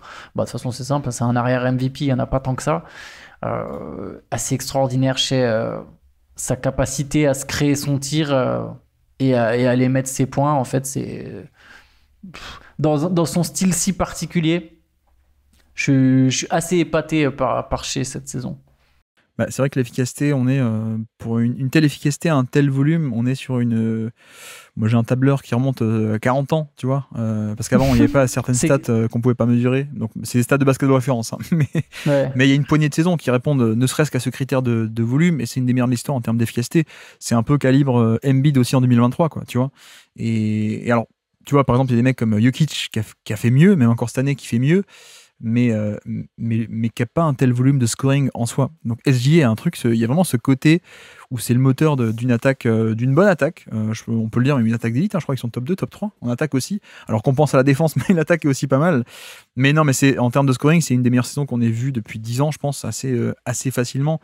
Et au passage, c'est pour moi, comment est-ce qu'il fait ça, c'est un peu le combo parfait de le drive et le pull-up. Tu vois, on dit souvent sur des joueurs, ah oui, il serait bien qu'il développe un peu un pull-up pour diversifier son jeu en termes de menaces. Est-ce que le défenseur est un peu trop bas, un peu trop haut, etc. Bon, ben, lui, c'est le meilleur driver de NBA en termes de points générés sur des drives. Donc, pas que layup, hein, mais aussi le lancer franc généré. Bon, productivité globale. Meilleur de NBA sur plus de 20 drives par match.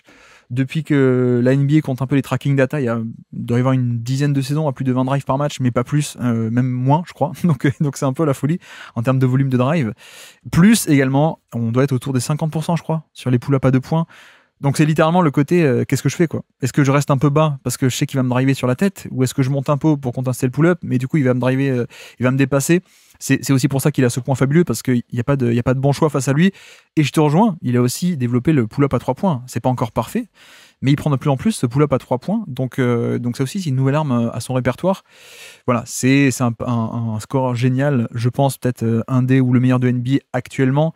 Après, la question intéressante, c'est le passing. Comment est-ce que tu te situes un peu sur son passing, toi ? C'est pas un incroyable passeur, mais c'est quelqu'un qui apprend petit à petit à créer.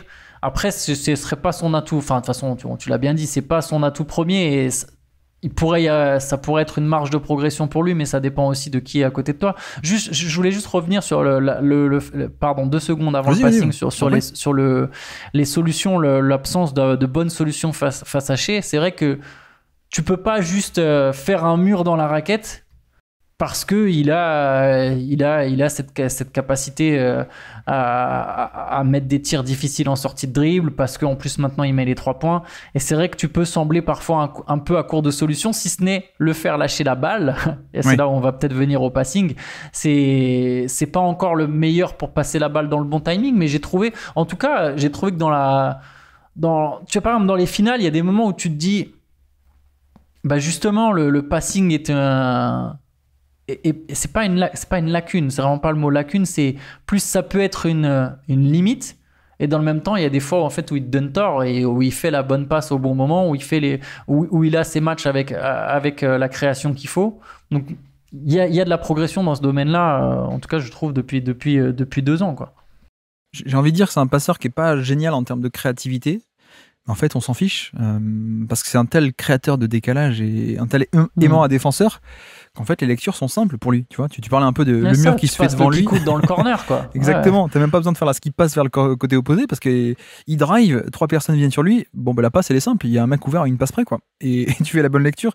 Et c'est en ça que je crois que j'en ai déjà parlé récemment, mais je pense que Williams, c'est un passeur plus complet. Jalen Williams, en termes de créativité, de la taille par-dessus, mais pour moi, le différentiel de playmaking, il n'y a pas photo, quoi, parce qu'il y a plus de menaces de scoring, et c'est ce qui fait plus pencher les défenses et casser les défenses d'un côté.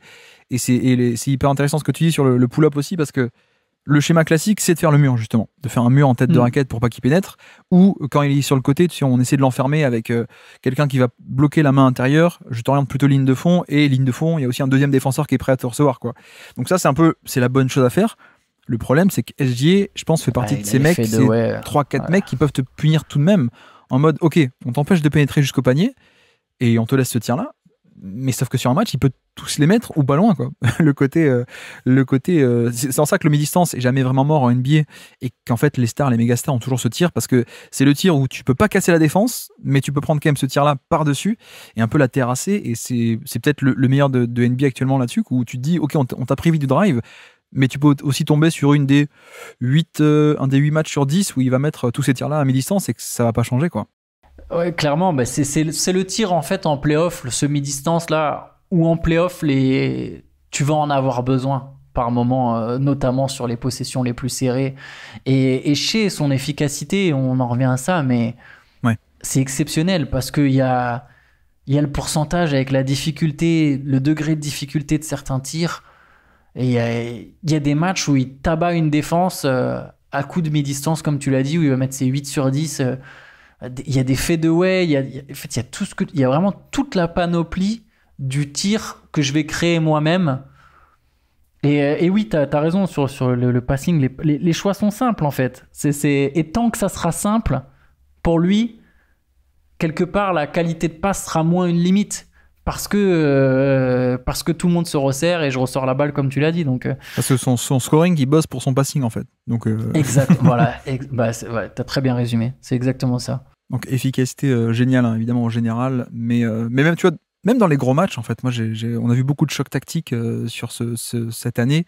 J'ai l'impression qu'il était toujours là, quoi. Il était toujours là dans des moments chauds et même sur l'intégralité du match. J'ai pas souvenir de, mince, il y a un gros choc où il était pas là. Tu vois, même la défaite contre les Cavs en janvier, début janvier, il était très bon. Le retour, il est évidemment super bon. Contre Boston, il était fantastique les 2 fois. C'est lui qui gagne les matchs les 2 fois. Enfin, contre Denver aussi, à chaque fois, il est génial, sauf un des 4 matchs. Mais enfin, il y a aussi ce côté, là, on sort un peu de la tactique, mais en fait, il est bon tout le temps, quoi. Et même je veux dire, en finale NBA, il passe pas loin de peut-être l'upset du siècle, hein, parce que bon, ils sont sympas les Pacers, mais ils ont rien à foutre là, quoi, avec une équipe à ce point géniale comme OKC.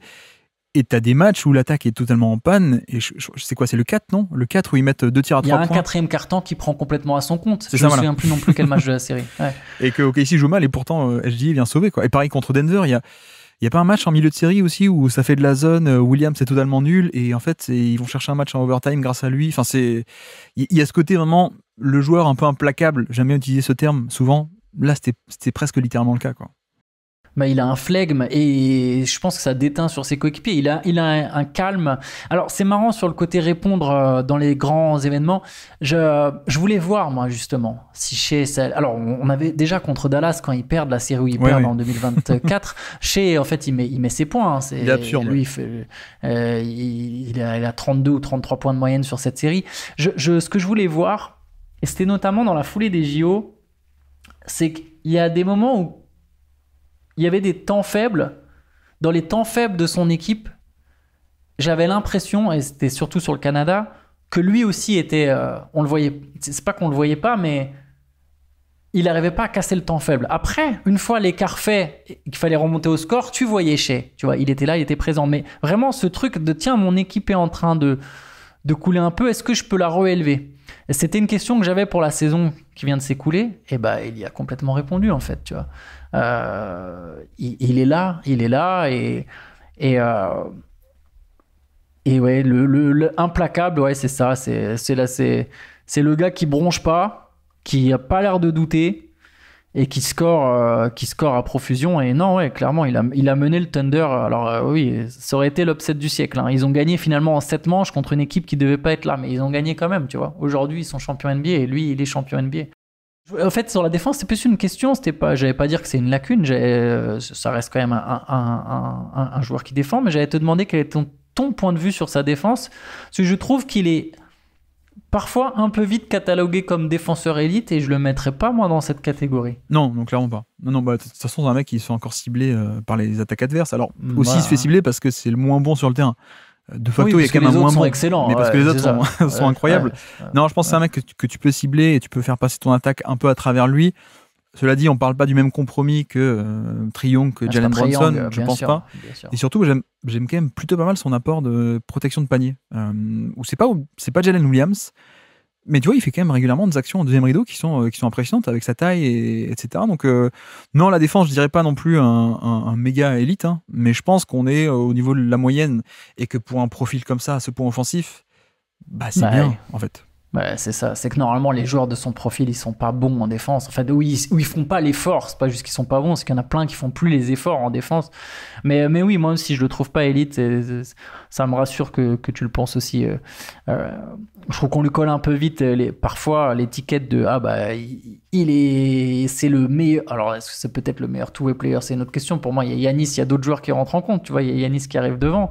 Et ça, c'est important. Ça pourra peut-être te faire une transition avec le classement. Mais Giannis est pour moi le meilleur two-way player de cette ligue. Chez Gilgeous-Alexander, si on compte qu'il faut être élite dans les deux aspects du terrain, je le compterai pas comme un two-way player. Après, ça veut pas dire que c'est un mauvais défenseur, loin de là. Puis comme tu l'as dit, s'il est ciblé, c'est aussi parce qu'autour, tu as Jalen Williams, Chet Holmgren, Lou Dort. Tu vas pas cibler Lou Dort, quoi. C'est ça. Mais ouais, effectivement. Mais alors, classement, où est-ce qu'on le met, ce Shai?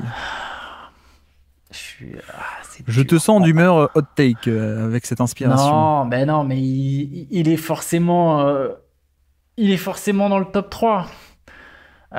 Et j'imagine qu'il est plus 2 que 3. Mais il y a une partie de moi qui se dit que même sur la saison dernière, non, mais après, Shai a été. N'aie pas peur, on est entre nous. Vas-y, personne n'écoute. Non, mais moi, là, si tu me demandes un classement qui va au-delà de la saison dernière, si c'est juste un classement, là, tout de suite, à l'instant T, des meilleurs joueurs du monde, je mets Giannis devant Shai. Tu vois, je mets Giannis devant Shai parce que c'est un espèce de truc individuel, c'est dur, c'est pas simple à faire. De toute façon, ça 2-3, ça a presque pas de sens, tu vois. Mais si on est juste sur la saison dernière, c'est le MVP, quoi. C'est le MVP, le champion en titre et le MVP des finales. À un moment, qu'est-ce que tu veux de plus? Donc oui, là, je le mets 2 derrière Jokic, tu vois. Mais il y a une partie de moi qui veut le mettre derrière Giannis. Mais bon, à un moment, faut être raisonné. Je dirais 2. Je serais intrigué de savoir si tu l'avais 2 ou 3. Non, je suis un peu d'accord avec toi, en fait. Je suis un peu d'accord avec toi. Tu l'aurais mis 3? Je pense qu'une évaluation positive de Giannis, je le mettrais 2. En fait, le truc, c'est que Giannis, il y a quand même cette défense intérieure. Tu vois. Exactement. On n'a pas fait le débat, hein, Jokic et Shai. Pour moi, Jokic est un peu facilement devant parce que la création offensive est quand même bien meilleure. Collective, ne serait-ce que sur le scoring, il est encore plus efficace, encore plus implacable, mais même collectivement, il n'y a pas trop photo. Et la défense, c'est pas. Voilà. Encore, tu vois, Giannis, tu peux m'argumenter, Giannis, la défense versus l'attaque de Jokic, ça peut se discuter. Et c'est vrai que sur le 2-3, je pense que Giannis, ça me paraît pas si délirant de se dire il pourrait être numéro 2 et Shai Gilgeous-Alexander numéro 3 parce que impact défensif et surtout impact défensif d'un intérieur, donc protection de panier, ce qui est très valuable, c'est pas juste premier rideau défensif de périmètre, tu vois. Et ça, plus, en fait, le scoring est tout aussi énorme, en fait. C'est-à-dire méga efficacité. Je crois qu'on n'est pas à plus 11, on est à plus 8 ou plus 9% relatif à la moyenne sur un volume qui est tout aussi gros, aimant un décalage, etc. Et tu vois, si tu réfléchis comme ça, tu te dis, en fait, c'est un peu le SGA des intérieurs, mais donc avec une défense en plus, une défense d'intérieur, quoi. Donc, il y a aussi un monde où tu peux te dire, en fait, non, Giannis pourrait être deuxième, quoi. Eh ben, écoute, si tu es prêt à me suivre, je suis pas contre, malgré l'énorme saison de Shai Gilgeous-Alexander. Après, voilà, je pense que on est dans cette zone 2-3, tu vois. Après la grande question, peut-être que la personne qui arrivera après moi dira non, il faut que Shai soit devant Giannis. Mais j'aurais pas. Ça me ferait plaisir si Giannis est devant, et dans le même temps, je comprends bien qu'avec la saison qui vient de sortir, Giannis, d'ailleurs, si on peut parler vite fait d'Antetokounmpo, mais tir à mi-distance, tu vois, aussi. Progression constante là-dessus. Oui, effectivement. Mais après, on est d'accord qu'offensivement, j'allais dire, il n'y a pas photo. C'est quand même pas, il n'y a pas photo. Oui, mais je pense que Shai est au-dessus. Shai est au-dessus. Shai est meilleur, bien sûr. Je suis un peu Shai d'accord. est meilleur. Mais l'écart après, bon, de toute façon, on ne peut pas juste résumer à attaque-défense, évidemment, mais l'écart entre Shai et Giannis sur l'attaque est plus petit que l'écart entre Shai et Giannis sur la défense, tu vois. Après, bien sûr, ça se résume pas qu'à ça, tu vois. Tu prends pas juste deux aspects, tu prends pas juste les deux côtés du terrain, mais voilà. En tout cas, quelque part là, 2 ou 3. Après, je te laisse décider, mais. En fait, moi, le truc avec Shai, c'est que le score est fantastique, et quand j'ai parlé tout à l'heure de ça aurait été un upset. En fait, l'attaque du Thunder. Je veux dire, j'ai pas moins de doute sur l'attaque du Thunder que j'en avais en playoff 2024, en fait, tu vois. Il y a un côté où, à quel point est-ce qu'il arrive un peu à un peu porter cette attaque. La nuance qu'on peut mettre, c'est, en même temps, quand il n'y a pas de shoot et il n'y a pas de spacing, bon, bah, au final, ça l'aide pas non plus. Mais je trouve qu'on n'a pas la même patte de création collective et en fait, cette capacité à générer des tirs faciles pour les coéquipiers. Bah, tiens, quand il est sur le terrain, d'un coup, l'accès au panier est beaucoup plus simple. Il y a des 3 points à foison, etc. Donc, je pense que la saison de scoring et de individuel, on va dire, de SGA sur son propre scoring est fabuleusement fabuleuse. Mais tu vois, je rapproche aussi ça un peu de un mec comme Embiid, qui, pareil, est fantastique pour son propre scoring, mais a un peu du mal à tordre ça, la défense, et à l'exploiter via le passing. C'est un peu le même problème avec Embiid, hein, pour le coup. Donc voilà, je pense que j'aurais mis SJ en 2, mais la pondération de la défense intérieure de Giannis me fait dire que, bah, au final, c'est vrai, on peut le faire comme ça. Après, je te dis ça alors que je sais qu'il y a des fans d'OKC qui arrivent derrière, donc ils vont pouvoir un peu modifier le classement. Mais non, mais on peut mettre SG en 2. Je veux dire, il sort d'une saison absolument fantastique. Voilà, je voulais juste défendre un petit peu la position d'Giannis, mais... Parce que moi, ma critique sur Giannis, c'est aussi, bah, t'es gentil avec tous tes points, etc. Mais la création collective de demi-terrain, c'est pas la folie. Mais je pense que Shai, je vais pas dire que c'est pareil, mais il y a quand même un peu cette nuance, tu vois. Notamment quand tu compares à des Doncic, à des Jokic, à ce genre d'autres moteurs offensifs d'ultra élite.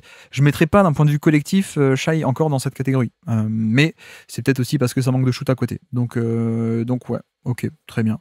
On fait quoi alors? Qui c'est qu'on met deuxième? Ouais, on peut mettre Shai en 2. Je terminerai juste que, pour le coup, Giannis joue aussi avec ça manque de shoot à côté. Alors il y a des shooters en fait, les Gary Trent Jr., etc. Ils mettent des shoots, mais la qualité du supporting cast, je pense des fois joue en sa défaveur. Parce que Giannis, il ferait des stats même en jouant avec des mecs forts. Si Giannis il était aux Rockets, tu vois, ça serait. Et pourtant il y a pas de space, tu vois, il y aurait pas beaucoup plus de spacing. Mais j'ai pas pris le bon exemple. Si Giannis était aux Warriors, ça pourrait, à la place de Draymond Green. En fait, on aurait une vision. Si Giannis était à Boston à la place de Tatum, est-ce que ça ferait pas une orgie incroyable aussi, quoi, tu vois? Mais après, on peut dire pareil de Shai. Ça serait. Oui. Shai à Boston aussi, ça serait fou, quoi. Mais ouais, non, mais je suis d'accord. Mais Giannis à Boston, c'est indécent. Ça passe, non, niveau contrat contre Jaylen Brown, hein, il me semble. Après, le problème, c'est déjà 7. Mais... non, mais mets ton chien en 2. Mets ton chien en 2. Comme ça, je me fais pas insulter par les fans de Thunder. Il y a moins de fans des Bucks. Non, mais après, plus compréhensif. Question de pondération. Mais je pense qu'une pondération positive de la défense intérieure fait que Giannis pourrait être 2, mais je suis d'accord que sur le différentiel peut-être un peu offensif de cette année, mettons Shai devant, très bien. Et donc, petit quiz pour terminer, nous sommes le 29 décembre 2024 et c'est un dunk de SGA en transition, un poster dunk contre les Memphis Grizzlies. Mais qui est sur le terrain alors? Jalen Williams. Williams, non, pas sur le terrain, non. Ah, ok. Donc, il y a un moment où on tourne dans la rotation. Alex Caruso. Pas sur le terrain présentement. Toujours pas. Cason Wallace. Non plus. Ouais, mais là, ça tourne à l'abandon. Tu tapes pile à côté. Je vais dire Isaiah Hartenstein. Oui, tout à fait. Il est blessé. Okay. Oui. Donc il n'y a pas de Chet, ça c'est sûr. Il est blessé à ce moment-là de la saison. Donc il y a Hartenstein. Je vais dire Aaron Wiggins. Aaron Wiggins, oui, est sur le terrain. Tout à fait. Isaiah Joe. Isaiah Joe est sur le terrain, oui. Et là, la question pour le prochain, c'est là où c'est dur. Lou Dort. Non. Non, si je te dis RG, si je te dis Eden Hazard. Ah oui, un Belge, AJ Mitchell. AJ Mitchell, tout à fait, ouais, exactement. Ouais. Et côté Memphis. Ouais, c'était très. Alors, et côté Memphis, c'est plus dur. Jaren Jackson Jr. Oui, il est là. Santi Aldama. Non, pas sur le terrain, non pas Aldama. Ok, Desmond Bane. Oui, exactement, il est là. Est-ce que Zakidi joue à ce moment-là de la saison? Il joue, mais il n'est pas sur le terrain. Il y a quelqu'un qui fait coin-coin sur le terrain. Un canard. Et donc Luke Kennard. Luke Kennard, exactement. Waouh. On fait comme on peut. mais écoute, ça m'aide. Donc il y a Jackson Jr., il y a Luke Kennard. J'avais dit Desmond Bane. Oui. Ensuite, alors c'est deux noms un peu plus obscurs. Tu les connais évidemment. Il y a un nouveau Lakers. Oui, que j'adore, Jack LaRavia. Exactement, Jack LaRavia. Et non pas Marcus Smart, tout à fait. Et le dernier, il a un frère qui joue aux Warriors. Et son frère était un rookie de 32 ans. Mais lui, il est un peu plus jeune.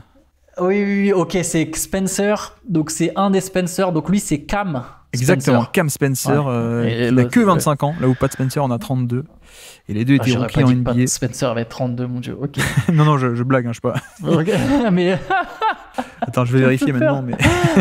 Mais bien vu. Non, mais tu sais quoi, c'est là que la blague passe bien, il en a 29. La blague passe bien parce que tu peux penser qu'il a 32 ans quand tu le vois.